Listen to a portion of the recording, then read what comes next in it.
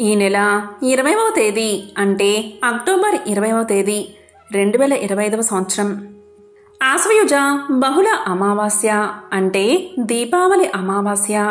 ఎంతో పవిత్రమైన శక్తివంతమైన రోజు. హిందువులు జరుపుకునే అతి ముఖ్యమైన పండుగల్లో దీపావళి ఒకటి. లక్ష్మీదేవికి ఎంతో ప్రీతికరమైన ఈ దీపావళి రోజు ఎవరైతే గోమాత మహత్యాన్ని వింటారో లేక చదువుతారో వారికి సకల శుభాలు కలుగుతాయి. ఆ లక్ష్మీదేవి యొక్క సంపూర్ణ అనుగ్రహం వారికి లభిస్తుంది. గోమాత హిందువులకు ఎంతో పవిత్రమైన జంతువు. ఈ రోజు గోమాత మహత్యం గురించి తెలుసుకుందాం. గోమాత మహత్యం గురించి విన్నా, చెప్పినా, చదివినా మన ఇంట్లో సకల శుభాలు కలుగుతాయి. ప్రాచీన పవిత్ర భారతీయ సంస్కృతికి సంపదలకు ప్రతీక గోమాత. భారతీయులకు అనాది నుండి ఆరాధ్య దేవత. మానవజాతికి గోవు కన్నా మిన్నగా ఉపకారం చేసే జంతువు మరొకటి లేదు. మిగిలిన జీవుల కన్నా గోవు ఎంతో ఉత్తమమైన జంతువు అని, దానిలోని అణువణువు పవిత్రమైనదని ఆధునిక శాస్త్రవేత్తలు కూడా ఒప్పుకున్నారు.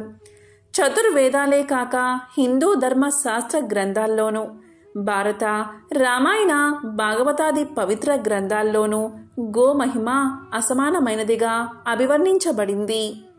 ఋగ్వేదము గోవు యొక్క గొప్పతనం గురించి ఇలా వివరించింది. అమృతస్య నాభిహి అంటే గోవు యొక్క పాలు, పెరుగు, నెయ్యి, మూత్రము, పేడ లేదా గోమయం. వీటిని పంచగవ్యాలు అని అంటారు. ఇవి పౌష్టిక ఆహారాలే కాక అద్భుతంగా పనిచేసే దివ్య ఔషధాలు, అమృత తుల్యాలు అని వర్ణించింది. ఇక యజుర్వేదం ఏం చెప్పింది అంటే గో సమాన నా విద్యతే అని చెప్పింది.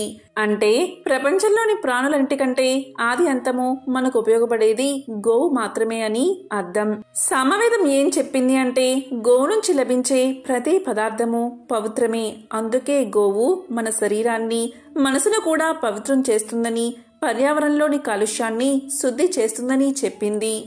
ఇక అధర్వణ వేదం ఏం చెప్పింది అంటే దేను సదనం రైనమని వర్ణించింది. అంటే ఐశ్వర్యాలకు నిలయం గోవు. అష్ట ఐశ్వర్యాలు గోవులోనే ఉన్నాయి. గోవుతో రైతు ధనవంతుడు అవుతాడు, పాడి పంటలను అనుభవిస్తాడు అని చెప్పింది. శ్రీకృష్ణుడు స్వయంగా గోమాతను పూజించి సేవించి గోపాలుడయ్యాడు. గోవు విశ్వమాత. గోవును ఆరాధిస్తే సమస్త దేవతలను ఆరాధించినట్లే అని పురాణాలు చెబుతున్నాయి. భారతీయ గోవును రక్షిస్తే అది మనల్ని రక్షిస్తుంది. గోహత్యకు ప్రాయశ్చిత్తం లేదు. ఒకసారి వినాయకుడు తన తల్లి పార్వతీదేవికి సవతి బాధ లేకుండా చేస్తానని ప్రమాణం చేశారట. అందుకే శివుడి జటాజూటం నుంచి గంగను భూలోకానికి పంపాలని భావించాడు వినాయకుడు. భూలోకాన్ని స్వర్గంగా మార్చడం గౌతమి మహర్షి వల్లే జరుగుతుందని వినాయకుడికి తెలుసు. వెంటనే వినాయకుడు పార్వతీదేవి చెలికెత్తెను మాయా గోవుగా మార్చి ఆ గోవుతో ఇలా పలుకుతాడు. నీవు గౌతమ మహర్షి నివసించే దగ్గర పంట పొలాల్లోకి వెళ్ళి మేస్తూ ఉండు. ఆ మహర్షి నిన్నేమన్నా అంటే నీవు తక్షణమే చనిపో అని ఆదేశిస్తాడు. ఆ విధంగా ఆ మాయా గోవు పంట పొలాల్లోకి చొరబడి పంటను మేస్తూ ఉంటుంది. గౌతముడు అది చూసి భరించలేక ఒక గరికతో దాన్ని అదలిస్తాడు. వెంటనే మాయాగోవు చనిపోతుంది. దీంతో గౌతముడు గోహత్య చేశాడని అందరూ గౌతముణ్ణి నిందిస్తారు. దీంతో గౌతముడు వెంటనే వినాయకుడి వద్దకు వెళ్ళి తన పాపానికి ప్రాయశ్చిత్తం తెలపమని కోరుకుంటాడు. అప్పుడు వినాయకుడు ఇలా చెప్తాడు. మా తండ్రి గారి జటాజూటంలోని గంగను గోవుపై ప్రసరింపచేస్తే నీ పాపం తొలగిపోతుందని తెలియచేస్తాడు. వెంటనే గౌతముడు శివుడి కోసం తపస్సు చేసి శివుణ్ణి మెప్పించి గంగను రప్పించగా ఆ మాయాగోవు బతుకుతుంది. శివుడి జటాజూటం నుంచి వచ్చిన ఆ గంగే గౌతమిగా మారింది. కలియుగంలో గంగా నది, కపిల గోవు, రావి చెట్టు, సాధు పొంగవుల సేవ, ఏకాదశి వ్రతం వీటికి మించిన మహత్కార్యం మరొకటి లేదని శాస్త్రాలు చెబుతున్నాయి. ఒకానొకప్పుడు పార్వతీదేవి కైలాసంలో పరమశివుణ్ణి భక్తితో పూజించి ఇలా పలికింది. నాదా, స్త్రీలు తెలిసి తెలియక ముట్లు అంటూ కలిపిన దోషం. పెద్దలను, బ్రాహ్మణులను, భక్తులను దూషించిన దోషం, పరులను హింసించిన దోషం, పరులను హింసించిన పాపం ఏ విధంగా పరిహారమవుతుందో చెప్పవలసిందిగా ప్రార్థించింది. అప్పుడు దయామయుడైన పరమశివుడు ఇలా పలికాడు: ఓ పార్వతి, గోమాతనందు సమస్త దేవతలు ఉంటారు. అలాంటి గోవును పూజిస్తే సర్వ పాపాలు నశిస్తాయి. ఆ గోమాతనందు పాదాలు రుణ పితృదేవతలు, గొలుసులు తులసీ దళాలు, కాళ్లల్లో సమస్త పర్వతాలు మారుతి కూడా ఉంటారు. నోరు లోకేశ్వరం, నాలుక 4 వేదాలు, భ్రూమధ్యమున గంధర్వులు, దంతాన గణపతి, ముక్కున శివుడు, ముఖమున జ్యేష్ఠాదేవి, కళ్ళలో సూర్యచంద్రులు, చెవులలో శంకు చక్రాలు, కొమ్ములలో యమ ఇంద్రులు ఉంటారు. కంఠములో విష్ణువు, భుజాన సరస్వతి, రొమ్మున నవగ్రహాలు, మూపురమున బ్రహ్మదేవుడు, గంగడోలున కాశీ, ప్రయాగ నదులు ఉంటాయి. ఉదరమున పృథ్వీదేవి, వెన్నున భరద్వాజ, కుబేర, వరుణ, అగ్ని మొదలైన దేవతలు ఉంటారు. ఉదరమున సనక సనంద సనత్కుమారులు, తోకన చంద్రుడు, తోక కుచ్చున సూర్యకిరణాలు, తోలు ప్రజాపతి, రోమావళి, త్రిసంకోటి దేవతలు, పిరుదులయందు పితరులు, కర్రి కావేరు బోలు, పాదుగా పుండరీకాక్షుని బోలు, స్తనాలు 7 సముద్రాలు, పాలు సరస్వతీ నది, పెరుగు నర్మదా నది, నెయ్యి అగ్ని, బొడ్డున శ్రీకమలం, అమృతం కడుపులో ధరణి దేవతలు, గోపచింత గంగా, యమున, ప్రయాగ, త్రివేణి నదులు, గోమయంలో శ్రీ మహాలక్ష్మి ఉంటారు. గోపాద ధూళి సమస్త పుణ్యనదులు తీర్థాల కన్నా గొప్పది. కాబట్టి ఓ పార్వతి, ఈ గోమాత మహత్యాన్ని వర్ణని ఉదయం పఠిస్తే బ్రహ్మహత్య మహాపాతకాలు సైతం తొలగిపోతాయి. ప్రతి అమావాస్య నాడు పఠిస్తే 3 నెలల మహాపాపాలు తొలగిపోతాయి. నిత్యము సంధ్యవేళ పఠిస్తే మహాలక్ష్మి అనుగ్రహం కలుగుతుంది. గోవును ఎవరైతే మనస్ఫూర్తిగా పూజిస్తారో వారి 3 తరాల పితృదేవతలు తరిస్తారు. గోవుకు తృప్తిగా మేత, శనగలు, బెల్లం తినిపిస్తే సమస్త దేవతలు తృప్తి పడతారు. గోవుకు మనసారా నమస్కారం చేస్తే మంచి ఫలితం వస్తుంది. గోవుకు 5 సార్లు ప్రదక్షిణం చేస్తే భూ ప్రదక్షిణంతో సమానం. గోవును పూజిస్తే సమస్త దేవుళ్లను పూజించినట్లే. గోమాతను దర్శించి గో ప్రదక్షిణం చెయ్యాలి. ఆషాఢ శుద్ధ తొలి ఏకాదశి మొదలుకుని కార్తీక శుద్ధ ఏకాదశి వరకు గోపూజ చేసిన వారు సమస్త పాపాల నుండి విముక్తి పొంది విష్ణు సాన్నిధ్యాన్ని పొందుతారు. కార్తీక బహుళ ద్వాదశిని గోవత్స ద్వాదశి అంటారు. ఈ రోజు గోపూజ చేసిన వారు అనంతకోటి పుణ్యాలు పొంది 41 రోజులు చేసిన పుణ్యఫలం ఈ ఒక్క రోజు చేస్తే లభిస్తుంది అని సాక్షాత్తు పరమశివుడే పార్వతికి తెలియజేశాడు. రఘువంశపు రాజైన దిలీపునికి చాలా కాలం వరకు సంతానం కలగలేదు. తన అర్ధాంగి అయిన సుదక్షిణాదేవితో సహా సద్గురు దర్శనం కోసం వశిష్ఠ మహర్షి ఆశ్రమానికి వెళ్లాడు. తనకు గల చింతను వ్యక్తం చేశాడు. 1 నిమిషం ధ్యానం చేసి వశిష్ఠుల వారు ఇలా పలికారు: నాయనా, నీవు ఒకసారి దేవేంద్ర లోకం వెళ్లి తిరిగి వస్తున్నప్పుడు కల్ప వృక్ష ఛాయలో ఉన్న కామధేనువును గమనించలేదు. గోవు కనబడగానే నమస్కారం చేసి ప్రదక్షిణలు చేయాలి. ఇక కామధేనువు మాట వేరే చెప్పాలా? సర్వధర్మాలు తెలిసిన నీవు అప్పుడు ఋతుస్నాత అయిన నీ భార్య దగ్గర ఉండాలి అన్న ధర్మం పాటించే తొందరలో వేగంగా నీ మందిరం చేరదామని వస్తున్నావు. ఆ కారణంగా నీవు ఆ కామధేనువును గమనించకే వచ్చేశావు. నీచే పూజా వ్యతిక్రమం జరిగింది. పూజలను గుర్తించకపోవడం శ్రేయస్సుకు భంగకరం కాదా? అప్పుడు కామధేనువు, రాజా, నన్ను పూజించకనే తొందరలో ఉండి వెళ్లిపోతున్నావు. నా సంతానాన్ని సేవించినా కాని నీకు సంతానం కలగదు అని చెప్పింది. కాని రథవేగం వల్ల వాయుధ్వని కారణంగా నీకు కాని నీ సారథికి కాని ఆ కామధేనువు చెప్పిన మాటలు వినబడలేదు. నాయనా, తెలిసి చేసినా తెలియక చేసినా కర్మఫలం అనుభవించక తప్పదు. చేసిన తప్పును సరిదిద్దుకుని ప్రగతి పదంలో నడిచేవాడే ఉత్తముడు. కాబట్టి నీవు గోసేవ చేసి శ్రేయస్సును పొందు. వరుణుని యజ్ఞంలో పాలు, నెయ్యి, ధన ధాన్యాలు సమకూర్చుటకై కామధేనువు పాతాళ లోకానికి వెళ్ళింది. ఆ గోమాత తిరిగి వచ్చేంత వరకు ఆమె సంతానమైన ఈ నందిని ధేనువును సేవించి తరించు అన్నాడు వశిష్ఠుడు. ఇలా వశిష్ఠుల వారు హితవు చెప్తూ ఉండగానే ఆ నందిని ధేనువు రానే వచ్చింది. దిలీపుడు పరమ సాధ్వి అయిన సుదక్షిణాదేవి ఆ నందిని ధేనువును సేవించడం ప్రారంభించారు. ఆ రాజదంపతులు నందిని ధేనువును నీడలాగా అనుసరించి సేవించారు. ఆ ధేనువు నిలిచినా నిలిచి, కూర్చున్నా కూర్చుని, నీళ్లు తాగినా తాగి ఆ నందిని ధేనువును ఆరాధించారు. ఇలా 21 రోజులు ఆ రాజదంపతులు ధేను వ్రతాన్ని పరమ భక్తితో చేశారు. వారి సేవకు సంతోషించిన నందిని ధేనువు వారి భక్తిని పరీక్షిద్దామని హిమాలయంలో ఒక గంభీర బిలంలోకి ప్రవేశించింది. త్రుటిలో ఒక సింహం ఆ హోమధేనువు మీద పడబోయింది. వెంటనే రాజు ఆ ధేనువును కాపాడ్డానికి ధనుర్బాణాలు తీయబోయాడు.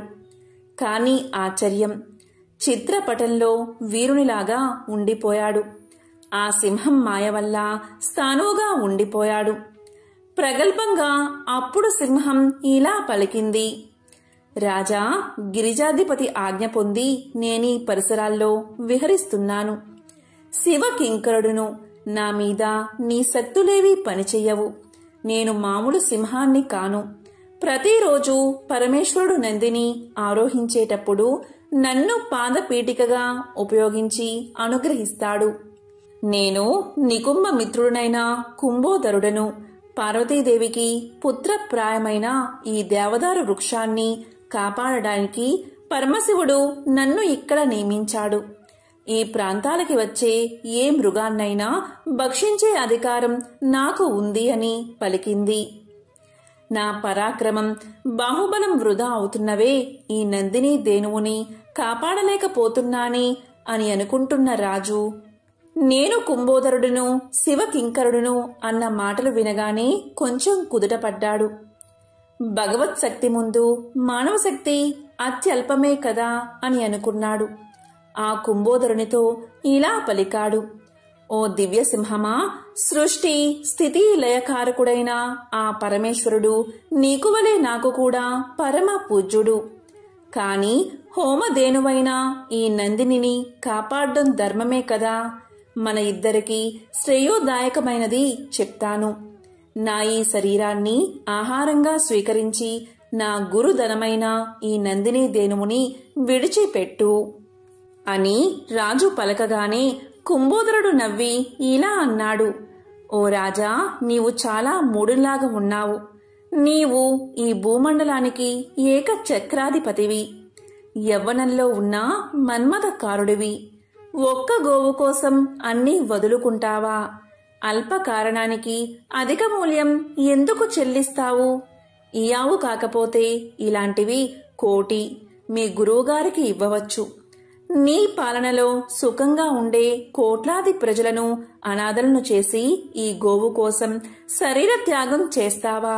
నీకు ఎట్టి అపకీర్తి రాదు, గురుద్రోహం అంటదు అని అన్నాడు దిలీపుణ్ణి ప్రలోభ పెడదామని. అది విని ధర్మాత్ముడైన దిలీపుడు ఇలా పలికాడు: ఆపద నుంచి రక్షించేవాడే క్షత్రియుడు.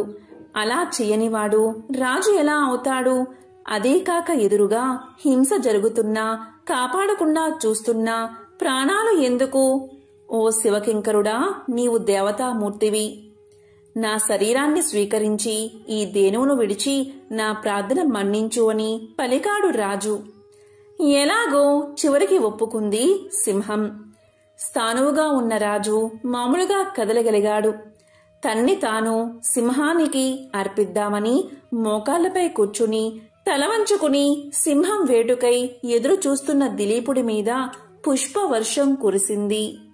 అప్పుడు నందిని ధేనువు దివ్య ఆకృతి దాల్చి ఇలా పలికింది: రాజా, వశిష్ఠ మహర్షి తపశ్శక్తి వలన నన్ను ఈ సింహమే కాదు, విశ్వంలో ఏ శక్తి హాని కలిగించలేదు.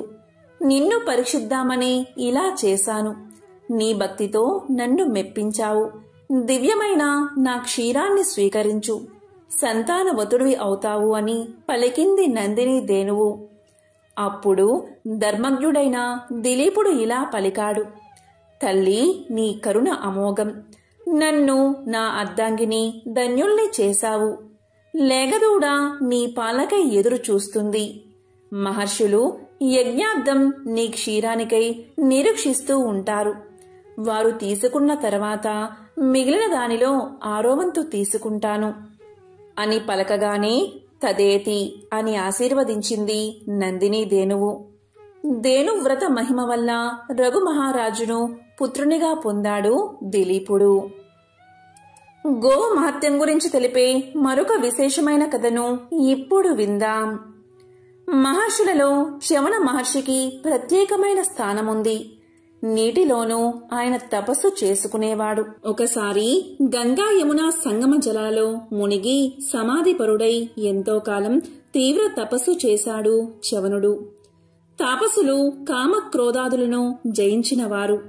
ఆ నీటిలో తిరిగే చేపలు హాయిగా ఆయన శరీరమంతా ఎక్కి తిరిగినా ఏమనక వాటి చిలిపి చేష్టలకు సంతోషించేవాడు చ్యవనుడు. ఇలా 12 ఏళ్లు గడిచాయి. ఒకసారి విధివశాత్తు కొందరు జాలరులు ఆ ప్రాంతాలకు వచ్చి వలని వేయగా చేపలతో పాటు చ్యవనుడు కూడా ఆ వలలో చిక్కుకున్నాడు. మహర్షి తపస్సు భంగమైనదని తమ తప్పు క్షమించమని ఆ మహర్షిని ప్రార్థించారు జాలరులు. ఓ జాలరులారా, భయపడకండి. మీరే తప్పు చెయ్యలేదు. మీ విధి నిర్వహణలో తెలియకుండా ఇలా జరిగింది. మీ కష్టం ఊరికే పోకూడదు. శ్రమించినందుకు తగిన ఫలితం మీకు రావాలి. అందుకని నన్ను కూడా అమ్మి ఆ సొమ్ము తీసుకోండి అన్నాడు చ్యవనుడు. చ్యవనుడి ఉదార స్వభావానికి ఆశ్చర్యపడిన ఆ జాలరులు తమదే దోషమని తలంచి మహర్షి తపస్సు భంగపరచామని రాజైన నహుషుడి వద్దకు వెళ్లి వాళ్ళంతట వాళ్ళు తమ తప్పు విన్నవించి తమను శిక్షించమని కోరారు. జాలరుల నిజాయితీకి సంతోషించి ధర్మాత్ముడైన నహుషుడు మంత్రి పురోహితులతో సహా ఆ మహర్షి దగ్గరకు వచ్చి ఆయనకు పాదాభివందనం చేసి ఇలా పలికాడు. మహానుభావా, ఈ బెస్తలు తెలియక తప్పు చేశారు. దీనికి ప్రాయశ్చిత్తమేమిటో మీరే సెలవీయండి అని అడిగాడు. దానికి చ్యవనుడు, రాజా, ఈ జాలరుల దోషమేమీ లేదు. వారి కులవృత్తిని పాటించారు అంతే. వీరికి వారి కష్టానికి తగిన వెల దక్కేటట్లు చూడు అని సత్యభాషణం చేశాడు.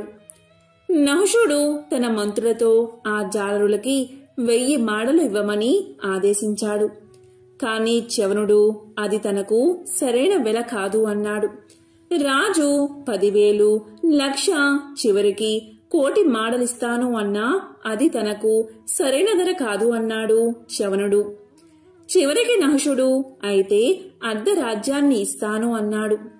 నీ మంత్రులతో సంప్రదించి చూడు అన్నాడు చ్యవనుడు. ఆలోచించడానికి ఏమున్నది, నా రాజ్య సర్వస్వము ఇస్తాను అన్నాడు నహుషుడు.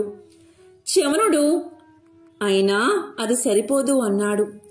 ఏమి చెయ్యాలో తోచని నహుషుడికి ఇలా సలహా ఇచ్చాడు గవిజాతుడు అనే మహాముని. గోవు త్రిలోక పూజ్యమైనది, సర్వదేవతా స్వరూపమైనది. సకల వేద శాస్త్రాలకు ఆశ్రయుడైన మహర్షికి వెలకట్టడం అసాధ్యం. అలాగే గోవుకు కూడా వెల కట్టలేము. అందుకని ఒక గోవు ఇవ్వు. అలాగే చేశాడు నహుషుడు. చ్యవనుడు సంతోషించాడు. తగిన వెల ఇచ్చావని పలికాడు. ఆ జాలర్లు కూడా సామాన్యులా ఇలా అనుకున్నారు. ధనధాన్యాలు ఎప్పుడైనా సంపాదించవచ్చు, కాని ఒక మంచి పని చేసే అవకాశం మళ్లీ మళ్లీ రాదు. దీపముండగానే ఇల్లు చక్కబెట్టుకోవాలి ఇలా అనుకుని మహర్షి దగ్గరకు వెళ్లి ఇలా పలికారు జాలరులు.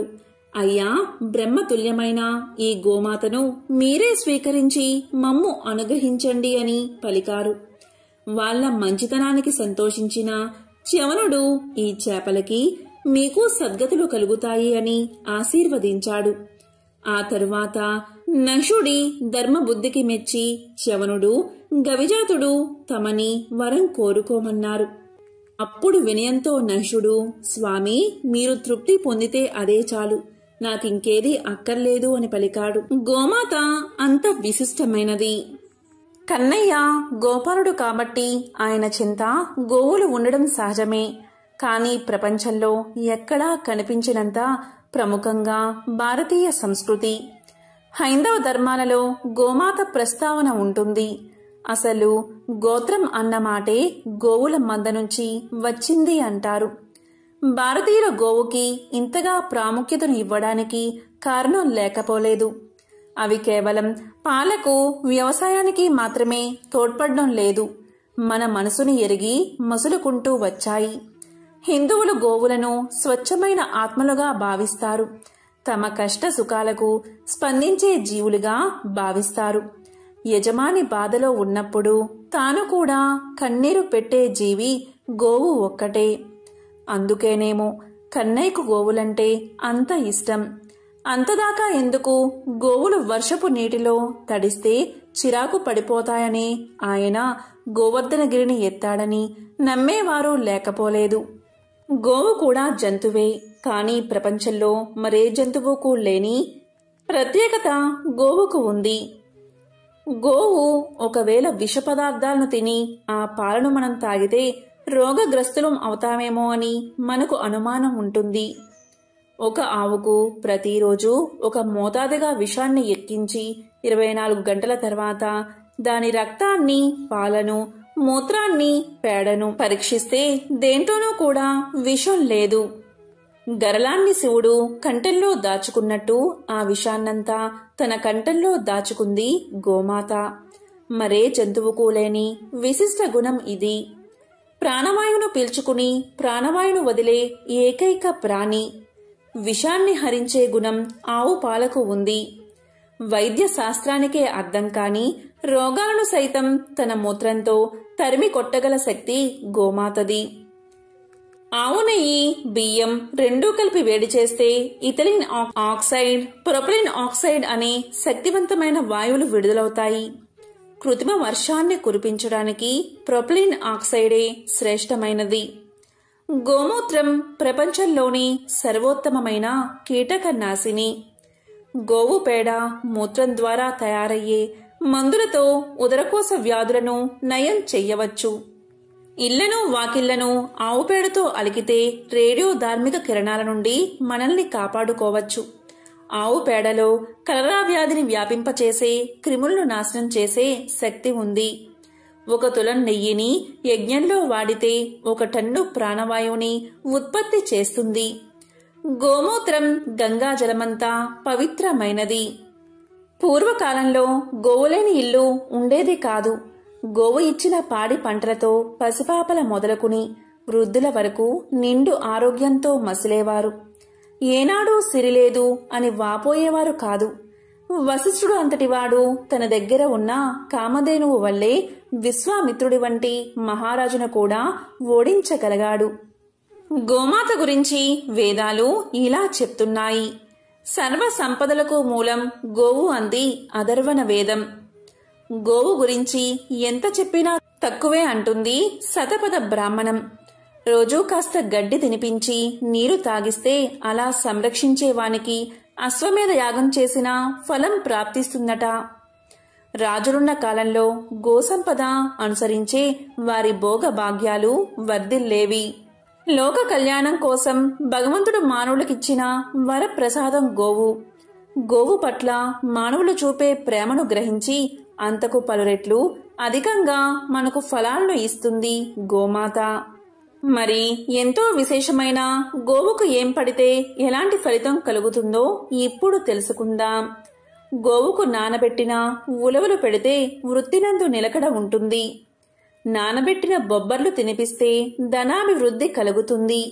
నానబెట్టిన గోధుమలు తినిపిస్తే కీర్తి, పట్టుదల పెరుగుతాయి. తోటకూర, బెల్లము కలిపి గోమాతకు తినిపిస్తే ప్రశాంతత కలుగుతుంది. గోమాతకు నానబెట్టిన కందులు తినిపిస్తే కోపం తగ్గుతుంది. నానబెట్టిన మినుములు తినిపిస్తే ఆత్మవిశ్వాసం పెరుగుతుంది. నానబెట్టిన శనగలు తినిపిస్తే ఆధ్యాత్మిక చింతన కలుగుతుంది.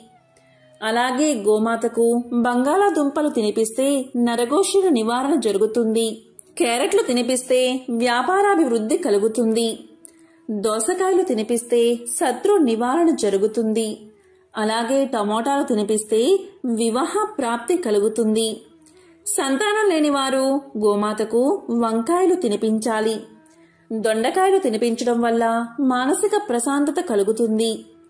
ఎవరైతే నానబెట్టిన కందిపప్పును గోమాతకు తినిపిస్తారో ఇలా చేయడం వల్ల రుణ విముక్తి కలుగుతుంది. ఈరోజు ఈ కథలను విన్నా, చదివినా, చెప్పినా, వినిపించినా సకల శుభాలు కలుగుతాయి. జన్మల దోషాలు తొలగి కోటి జన్మల పుణ్యం వస్తుంది. ఓం సురభ్యై నమః. ఓం శ్రీకృష్ణ పరబ్రహ్మణే నమః.